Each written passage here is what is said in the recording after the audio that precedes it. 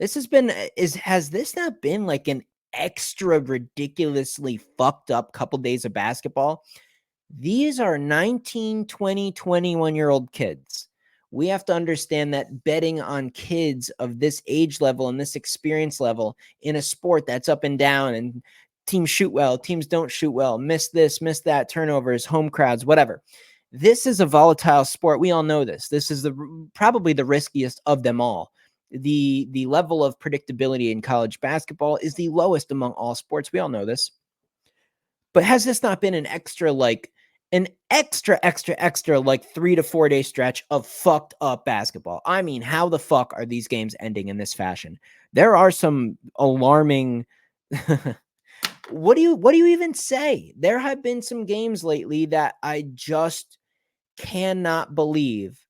Like, I wake up the next day and I still go on my phone and I make sure I go on Google and I double check. I'm like, Michigan State, there is no way they lost to Iowa at home, favorite 10.5. And I wake up in the morning, I'm like, no shit. They really fucking blew that. Cincinnati cost us 3 units today for members. You give me that pick back and it was a winning day. Crazy. We had a 3-unit money line parlay. Clemson, Cincinnati, New Mexico. Clemson, New Mexico won.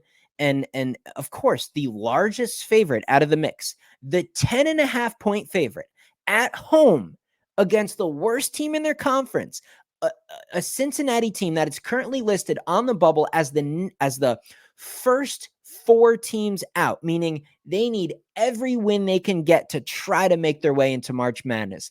And they lose at fucking home, favored 10.5. Not only that, but with 6 minutes to play on live odds, they were favored 6.5 points, and the money line for them to win was minus 1,000. They gave up 3 consecutive 3-pointers and blew the game at home. Absolutely atrocious. That was a $300 play. That was a 3-unit play. That was the difference. You give us Cincinnati to not choke away that game in dramatically bad fashion, winning day.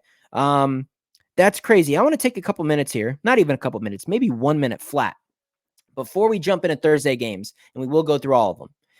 So definitely hit that subscribe button because this is a daily thing. If you happen to be new here, I come on here every day. I go over all college basketball games every single day. I put a free pick on the whiteboard for you guys. I give my suggestion on every game for you guys. So drop a like, definitely subscribe. But before we jump into Thursday's slate, I want to kind of take a couple examples I wrote down here. You might be one of those people that skip forward this part of my video and just scroll to the end and hope that I give out some winning play, or you don't want to hear a bunch of nonsense. You just want this fucking guy on YouTube. Just give me the goddamn winning picks already. I'm trying to fucking get rich quick. All right, if you're one of those people, I understand. They're always in the mix, and still welcome to have you here on the channel. But let's go over 2 examples today on what kind of showed us alarming things that you should be avoiding when betting. So let's look at the LSU game. This is one of the games I got right. So the public money was on Kentucky, about 75% of it, maybe 72% of it. And the line dropped from 6.5 to 5.5. Kentucky was also off of that monster upset at Auburn. So you have a big ranked team on the road off of a huge win. They are favored a short 6.5 point number that actually dropped despite the money being on Kentucky. Anytime you guys see reverse line movement, just pass on the game. It doesn't mean you have to jump in on the other side. You don't have to do that. It's not like, oh, wow, LSU at home, everyone's betting Kentucky and the line dropped. I'm just going to blindly bet it. No, there were a couple other things that led me to actually making a play on LSU plus the 6.5.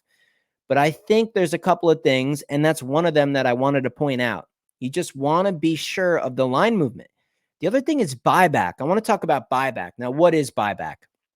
Buyback is as a line is going up as the public is betting on it, it gets bought back from the other side very sharply at certain numbers. So I think a good example of that would kind of be that New Mexico game. New Mexico did win tonight, but they didn't cover. This was one of the heaviest public plays of the night. It started at 5.5. It was 6.5. It was 7.5. And then it got back to 6. And then it was at 7.5, 7, 7.5, 7, kind of ticked to an 8 a little bit. And I think it closed at 7.5. It kept getting kicked back down. Now, an example of what you want to see would be Clemson. Clemson was playing Georgia Tech. Clemson had the revenge factor. Clemson has better shooting metrics, particularly in the 2-point range. Clemson on the road off of a loss. Georgia Tech at home off of a big win. And that line just kept going up. There was no buyback. It was 5.5, 6.5, 7.5, 8.5. I don't know how high it got. It got at least 8.5. I do believe it closed to 8.5, but never. It was never bought back from the other side. There was no sharp money. There was no big money that came in this afternoon, this evening, and bought back on Georgia Tech as that line climbed. It just kept going up. The sharps were on Clemson from the start. The line kept moving. The odds makers knew they were caught red-handed. And that's what you want to see. You want to see a couple things all correlated. Revenge factor. This team's off a win. That team's off a loss. And the line keeps going. It doesn't look like it's going to stop. There's been no buyback. It has never come down. It only goes up. Those are things that I think you guys should be looking for. You want multiple things to correlate. You don't want buyback on your favorites. You want reverse line movement on your underdogs. Those are just a couple things I look for. And I could talk for fucking 2 days straight on all the things that I want to write down and tell you guys what to look for. And, these are my top 10 things I look for in a game. And as long as 8 of those 10 things all connect and correlate on a game, then you move on it. Maybe I'll make a video like that and really try to put together a guide on how I choose games. If you guys are interested in that, you can let me know in the comments. But let's go ahead and get into Thursday because you guys only have so much time. Always appreciate you guys swinging by and watching my videos, hitting the like button and joining the channel. But I'm gonna try to make this as quick as possible. I want to be thorough. I want to be educational. I try to share what I know after doing this for 11 years and paying my bills for the last 4.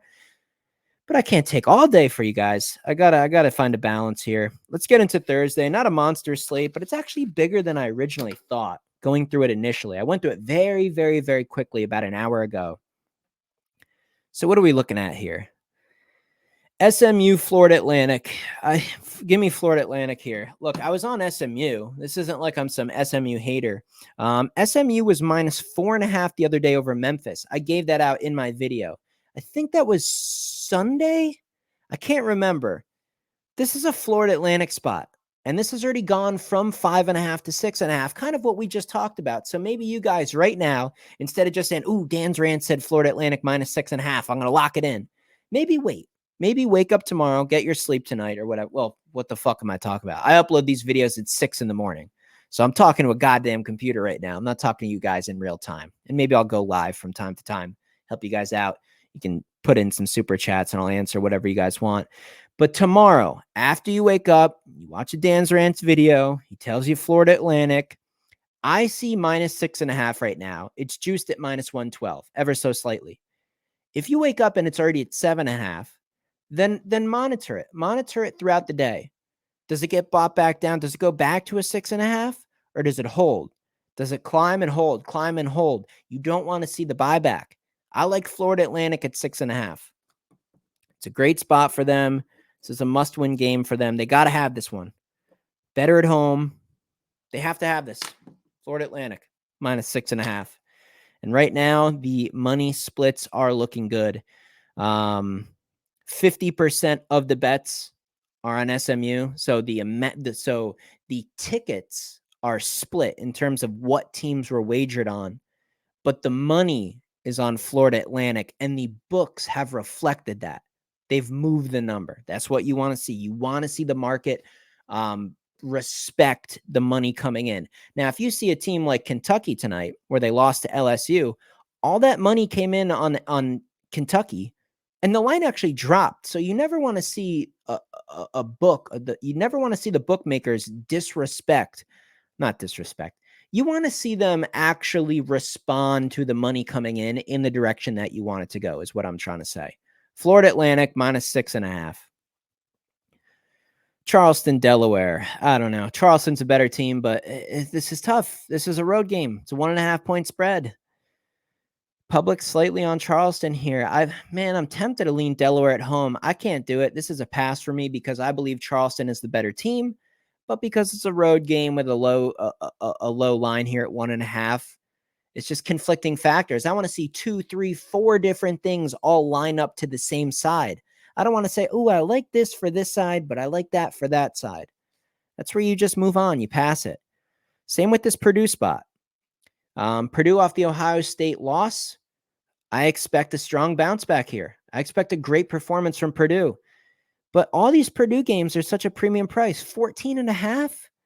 Are we totally sure Rutgers can't hang in there and give a decent effort to stay within 14.5? I'm not so sure. They've looked good in their last 4 or 5 games. So again, conflicting factors. Purdue's winning. Purdue's the better team. I think Purdue covers 14.5, but I'm not willing to lay it. It's too big of a number for me. And lately I've really struggled with these games that are around like a 9 to a 14-point spread. It's a weird window. I don't like it. It's like these teams are either blowing out their opponent by 30 or these games are straight up upsets. The spreads around 2, 3, 4 seem to be the sweet spot, I swear. What else we got here? Kennesaw State, Florida Gulf Coast. No opinion there. Similar to that Delaware Charleston game. I like the road team better. They're getting 3.5 points, but they're on the road against Florida Gulf Coast. I don't know. It's just, I'm not going to be able to get there. I try to stick to Power 5 basketball the best I can. What else? I'm just kind of scrolling past some games that I have a neutral opinion on. I try to go over every single game. I at least, look at it and see if I can come up with something. But ultimately, if my opinion on the game is going to be virtually meaningless, then I'm not even going to say anything. There's no sense of me trying to even suggest something to you guys if I'm not like really confident in it. Ohio State, Minnesota. Here's a good game. Big Ten, Power 5 basketball. I think this is a pretty straightforward one, and this is one where that line movement comes into play as well. I'm currently seeing a -3.5. Minnesota is -115 at -3.5. Ohio State. I talked about on Sunday how if the line got up to 9.5, I was going to bet Ohio State. Every time a team fires their coach, you get like one initial game. You get one game where there's a big bump in energy. Like the players are all relieved that the monkey's off their back. The university, fired the coach. Now the players rally behind the new guy, and it's a big surge of energy for one game. And then you come back down to earth. So now, they're off the huge Purdue upset. They're on the road versus one of the best covering teams in the country, a Minnesota team that's spectacular at home, regardless of covering spreads or not. 3.5, it's a very reasonable number. 62% of bets on Minnesota, 67% of the money. I would love to see this go from 3.5 right now as I record this video throughout the afternoon and maybe even close to tip off, get all the way to like a 5.5. Then I'd feel much better about a 3.5 if I took it right now. So I definitely recommend Minnesota -3.5 in this spot. The money line is -172. It's a little bit too juiced. I'm going to have to lay the points in this spot. You could also look at the first half, as it's probably only like 1 or 2 points if you're a little bit worried about a backdoor cover with the 3.5. I don't think so. I wouldn't mess with the first half. Ohio State might carry over a little bit of confidence from the Purdue game. Minnesota will settle in. They will find a way to get the job done. I like the Golden Gophers here. Give me Minnesota at home -3.5. 8 p.m. games, Oral Roberts, Texas State, Utah Valley. Thursdays, man. Thursdays, I'll tell you. That's why I'm really frustrated, man. Not even frustrated, just like it's more of just like a wow. Those last 3 days, man. Not down a ton of money, but down money and just down from crazy things. Since if you can just give me Cincinnati and Michigan State back, I'm up a very good amount of money over the last 3 days.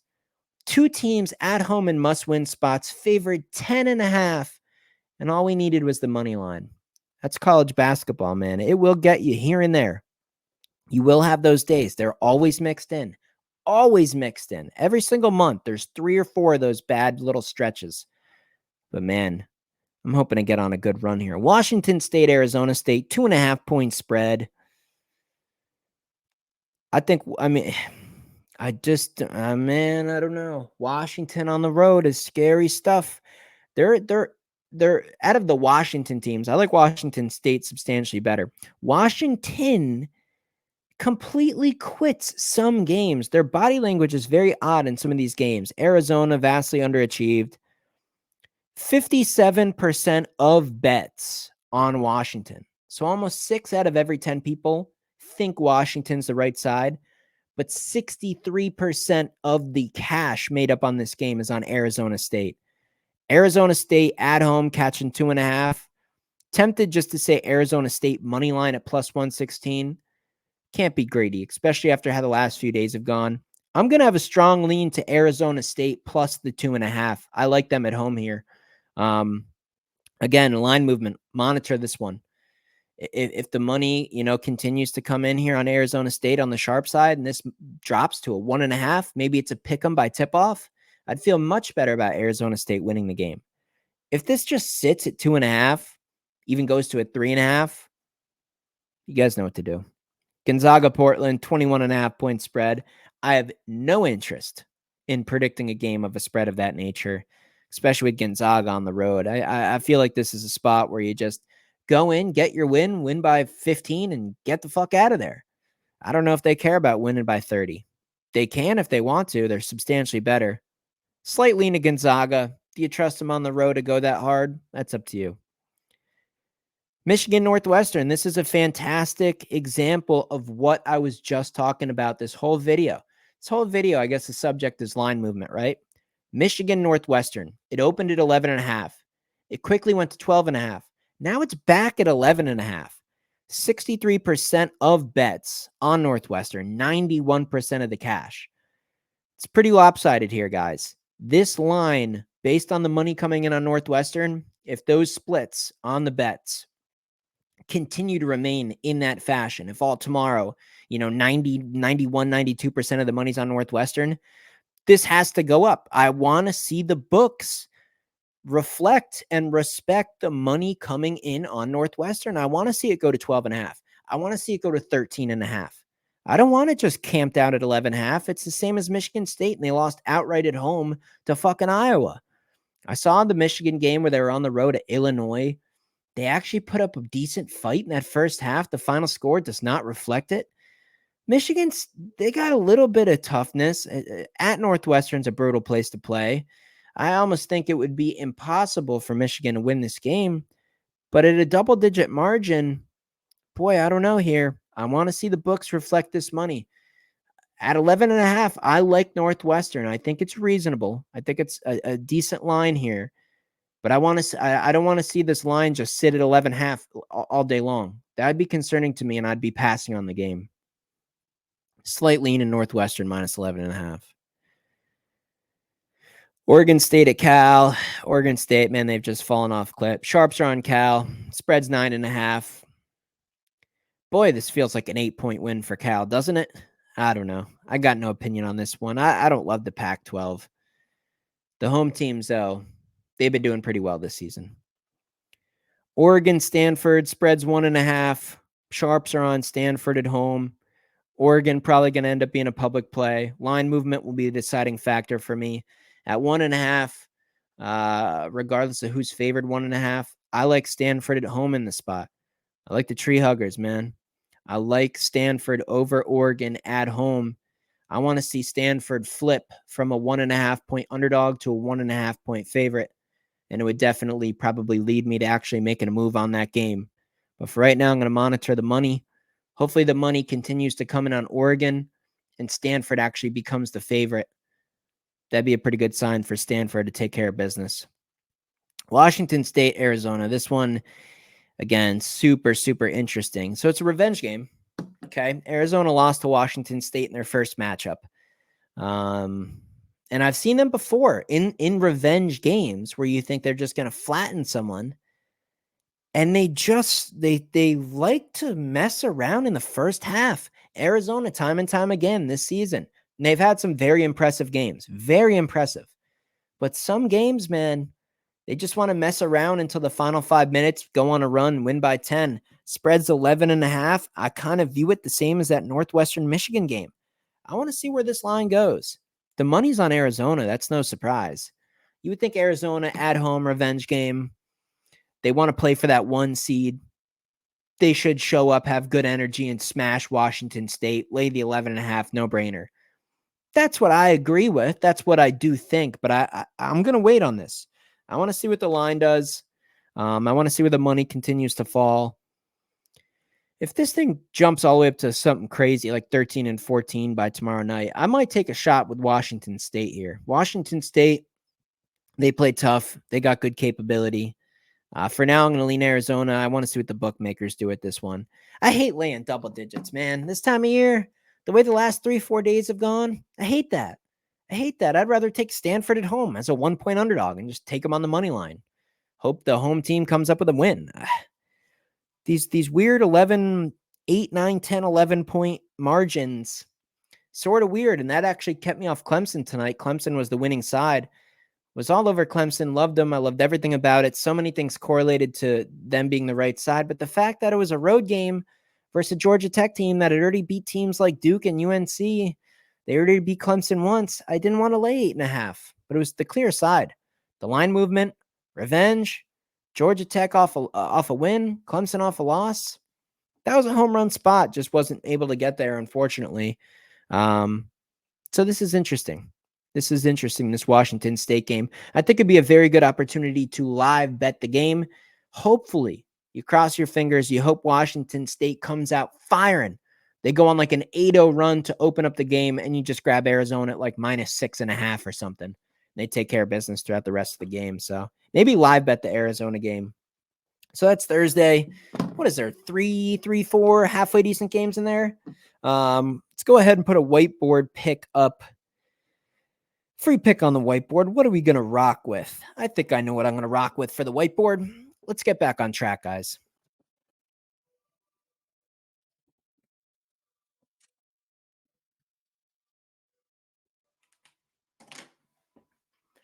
Give me Florida Atlantic. Give me the Owls at home -6.5. Again, monitor that line movement. Make sure it doesn't drop to 5.5 or something weird. If you see something crazy like that, go ahead and just pass the game. Don't bet the other side, but just move on.